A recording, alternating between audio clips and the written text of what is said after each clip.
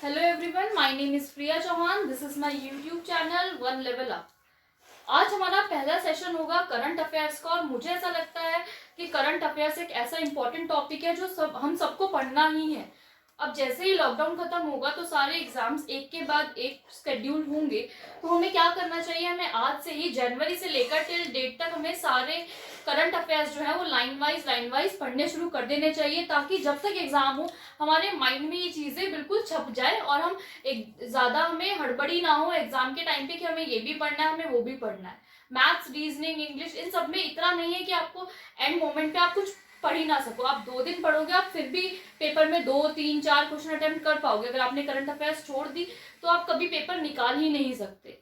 तो इसी के साथ हम करंट अफेयर्स शुरू करेंगे आज के पहले सेशन में। और जो करंट अफेयर्स है वो हम लेंगे जनवरी से टिल डेट, जब तक आपका एग्जाम नहीं होता हम इस सेशन को चालू रखेंगे। हर 2 या 3 दिन में मैं आपको एक वीडियो प्रोवाइड करूंगी। जब जिन दिनों में वीडियो नहीं आएगी उसमें आपको यही चीजें रिविजन करनी है। फिर at the end of 1 week और 15 डेज हम एक क्विज करेंगे, एक क्विज अपलोड करूंगी मैं, ताकि हम ये जो रिवीजन है ये भी हम प्रॉपरली कर सकें। जितना मैं उस 1 वीक में पढ़ा दूंगी या 15 डेज में पढ़ा दूंगी, एक वीडियो ऐसी दूंगी जिसमें वो सारे टॉपिक्स वो सारे करंट अफेयर्स हमारे कवर हो रहे हो।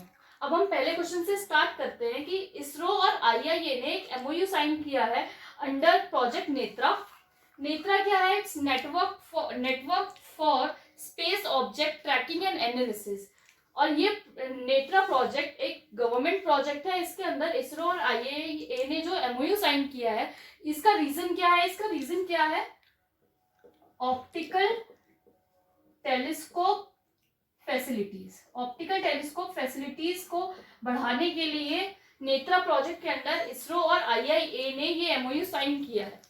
अब आप सबको क्या करना है कि मैंने जो भी चीजें शॉर्ट फॉर्म में लिखी है ताकि हमारा टाइम कम हो, आप एक नोट्स बनाइए और अच्छे से मैं जो भी बोल रही हूँ आप उसे लाइन वाइज लिखिए। और eight the end of the video, जैसे ही वीडियो खत्म होगा आप उसे बैठ के रिवाइज कीजिए। वो चीजें आपके दिमाग में बिल्कुल छप जाएंगी। और मैं एक पीडीएफ भी अटैच करूंगी डिस्क्रिप्शन बॉक्स में, जहाँ पे आपको ये सब चीजें डिटेल फॉर्म में मिल जाएंगी। आप वहां से डाउनलोड करिए, पढ़िए। आपको कोई भी प्रॉब्लम आती है मुझे कमेंट सेक्शन में बताइए।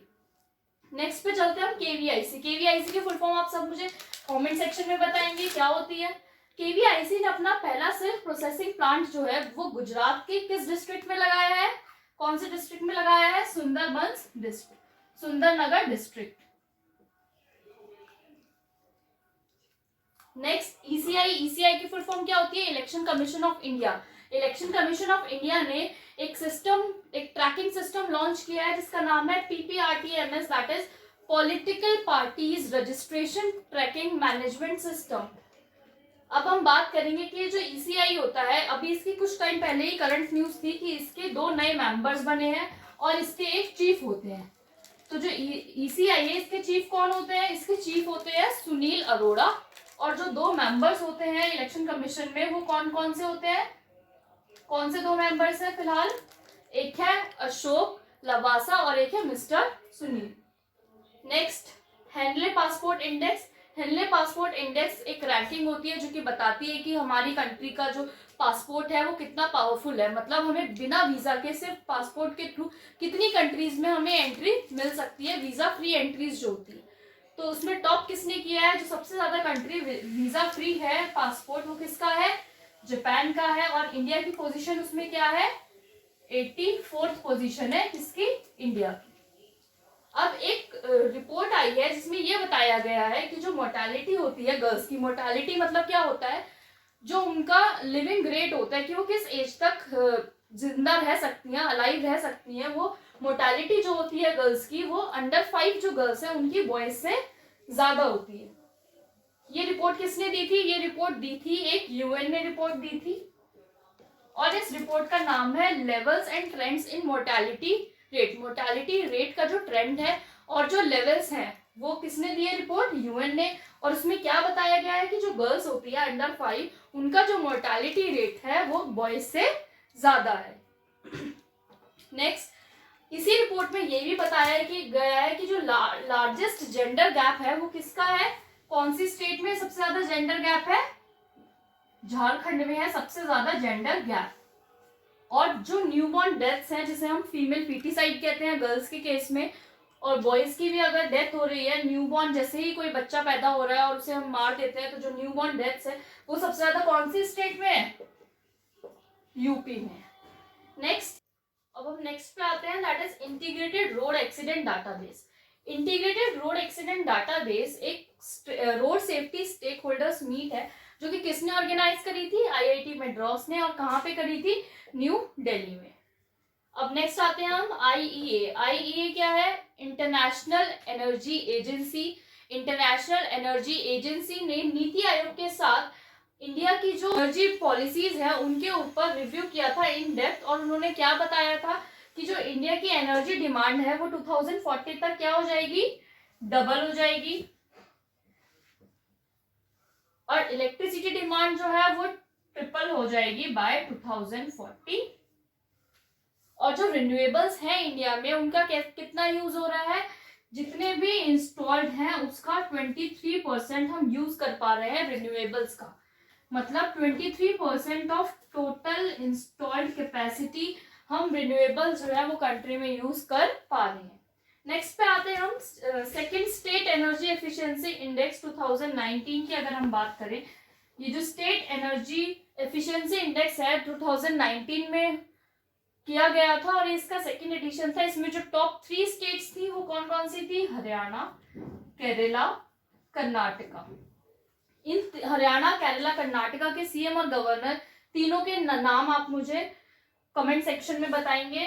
अब हम आते हैं, ये जो second state energy efficiency index है ये किसने और निकाला था? किसने रिलीज की थी ये रिपोर्ट? ये की थी बीईई ने, bureau of energy efficiency, bureau of energy efficiency. और एक चीज और, यहाँ पे जो आईए है इसका हेडक्वार्टर कहाँ पर है? इंटरनेशनल एनर्जी एजेंसी का हेडक्वार्टर कहां पर है हमारा? वियना, ऑस्ट्रिया में।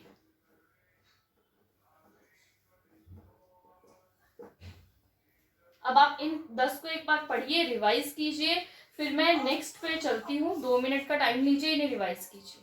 Second NIC tech conclave 2020। Second NIC tech conclave 2020 कहां पर हुई थी हमारी? न्यू दिल्ली में हुई थी। कहां पर हुई थी? न्यू दिल्ली में हुई थी। और इसका इनॉग्रेशन किसने किया था? इसका इनॉग्रेशन किया था minister of communication and electronics. कौन है? रविशंकर प्रसाद जी।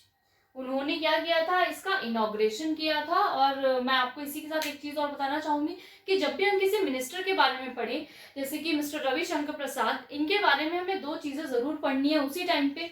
क्या कि उनकी कॉन्स्टिट्यूएंसी क्या है, उनका निर्वाचन क्षेत्र क्या है, और दूसरी चीज कि उनके पास कौन कौन सी मिनिस्ट्रीज हैं। तो अगर हम पढ़ेंगे रविशंकर प्रसाद जी के बारे में, मिस्टर रविशंकर प्रसाद, तो इनकी कॉन्स्टिट्यूएंसी क्या है? पटना साहिब, बिहार।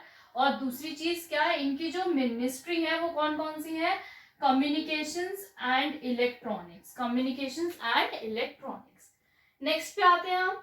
अभी कुछ अपॉइंटमेंट्स हुई थी in January only. Chief information commissioner, chief information commissioner कौन बने हमारे? Bimal Julka. Second chief vigilance officer कौन बने हैं हमारे पास? संजय कोठारी। नेक्स्ट पढ़ेंगे हम यूथ को लैब नेशनल इनोवेशन चैलेंज। ये कहां पे लॉन्च हुई है? न्यू दिल्ली में। कहां पे हुई है? न्यू दिल्ली में। इसका एम क्या है? National innovation challenge. इससे आपको देखकर एक चीज पता चल रही है कि अगर ये लैब है तो इसका कहीं ना कहीं सीधा सीधा रिलेशन होगा टेक्नोलॉजी से। तो इसका जो एम है वो भी यही है कि हम कैसे अपने टेक्नोलॉजी को फोस्टर कर सके। फोस्टर करने का मतलब क्या होता है? उसकी ग्रोथ में हेल्प कर सके। कैसे हम सोशल एंटरप्रेन्योरशिप को, और कैसे हम यूथ से रिलेटेड है तो यूथ लीडरशिप को इंडिया में प्रमोट कर सके। उसके लिए इसे किसने होस्ट किया था? इसे होस्ट किया था अटल innovation mission plus Niti Aayog ने प्लस यूएनडीपी ने। यूएनडीपी का हेडक्वार्टर आप लोग बताएंगे। Next, first governmental waste to energy plant किसने लगाया है? इंडियन रेलवेज ने लगाया है। और कहां पे लगाया है? भुवनेश्वर, उड़ीसा में। ठीक है, नेक्स्ट आते हैं हम Sampriti 9।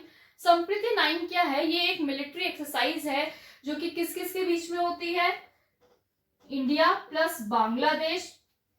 Sampriti 9 it is 9th edition. इस 9 का मतलब क्या है कि हमारा क्या है? 9th एडिशन है संप्रीति। और ये हुई कहां पर है? उमरोई, मेघालय। मेघालय के उमरोई में ये एक्सरसाइज हुई है संप्रीति 9th एडिशन। और ये इसका जो एडिशन है वो क्या है? 9th एडिशन है। किस किस के बीच में हुई है? इंडिया और बांग्लादेश। और यहां से हमें बांग्लादेश के बारे में भी एक चीज पता चलती है कि इसकी कैपिटल करेंसी क्या है? ढाका और ढाका। Currency capital. जब भी हम किसी कंट्री का नाम पढ़ेंगे, वही जैसे हमने अभी ऊपर पढ़ा था कि जैसे ही किसी मिनिस्टर का नाम आएगा, जैसे ही उस मिनिस्टर का नाम देखें, हमें उसके बारे में दो चीजें माइंड में क्लिक होनी चाहिए। क्या? एक तो उसकी कॉन्स्टिट्यूएंसी क्या है, दूसरा उसकी मिनिस्ट्री कौन सी है। इन द सेम वे जैसे ही हम भी किसी कंट्री का नाम पढ़े तो हमें तुरंत दिमाग में क्लिक होना चाहिए कि इसकी करेंसी क्या है और इसकी कैपिटल क्या है। तो इस तरह से जब हम बार बार रिपीटेटिवली उन चीजों को पढ़ेंगे तो क्या होगा? हमारे दिमाग में वो चीजें छपती जाएंगी, जिससे हम एग्जाम पे एकदम घबराएंगे नहीं। कि जैसे ही हमारे पास कोई एग्जाम आ जाए हम एकदम घबराएंगे नहीं कि हाँ भाई अब हमने तो कुछ पढ़ा ही नहीं, हमें तो कुछ आता ही नहीं। इसीलिए अगर हम सिस्टमैटिकली हर चीज को पढ़ते जाए एक दूसरे से लिंक करके, तो हमें एक से मिलके हमें 10 चीजें याद हो जाएंगी। अब हम नेक्स्ट बढ़ते हैं थर्ड ग्लोबल पोटैटो कॉन्क्लेव पे। थर्ड ग्लोबल पोटैटो कॉन्क्लेव कहाँ पे हुई है? गांधीनगर, गुजरात में। कहाँ पे रही है? गांधीनगर, गुजरात में। और इसे हमारे प्राइम मिनिस्टर श्री नरेंद्र मोदी ने वीडियो कॉन्फ्रेंसिंग के थ्रू अटेंड किया था। फर्स्ट एडिशन कृषि मंथन का। कृषि मंथन क्या है? ये एक फूड, एग्री बिजनेस और रूरल डेवलपमेंट की मीट थी। और ये कहाँ पे हुई थी? अहमदाबाद में हुई थी। और इसे ऑर्गेनाइज किसने किया था? IIM अहमदाबाद ने। इसे ऑर्गेनाइज किसने किया था? IIM अहमदाबाद ने। ठीक है, नेक्स्ट पढ़ते हैं हम ई बिक्रे। ई बिक्रे क्या है? ये एक RBI का ई ऑक्शन प्लेटफॉर्म है, इलेक्ट्रॉनिक। इस ई का मतलब क्या होता है? इलेक्ट्रॉनिक। RBI का ई ऑक्शन प्लेटफॉर्म है ई बिक्रे। ये RBI ने रिसेंटली लॉन्च किया है। ठीक है, नेक्स्ट पे आते हैं हम 107th इंडियन साइंस कांग्रेस पे। ये कहाँ पे हुई थी? बेंगलुरु में हुई थी। और इसका जो थीम था वो क्या था? Science and technology, rural development. जब भी हम किसी कांग्रेस की बात करेंगे, किसी मीट की बात करेंगे या किसी इवेंट की बात करेंगे, तो हमें पता होना चाहिए कि उसका थीम क्या है, उसका एडिशन क्या है। इसका एडिशन क्या था? 107th एडिशन था इंडियन साइंस कांग्रेस का। ये कहां पर हुई थी? बेंगलुरु में हुई थी। और इसका थीम क्या है? इसका थीम है science and technology for rural development. Science and technology for rural development. Rural development के लिए साइंस और टेक्नोलॉजी कैसे हमें हेल्प करेगी, यही हमारा इस बार की इंडियन साइंस कांग्रेस का थीम था। नेक्स्ट, फिफ्थ रायसीना डायलॉग कहाँ पे हुआ है? फिफ्थ रायसीना डायलॉग हमारा न्यू दिल्ली में हुआ है।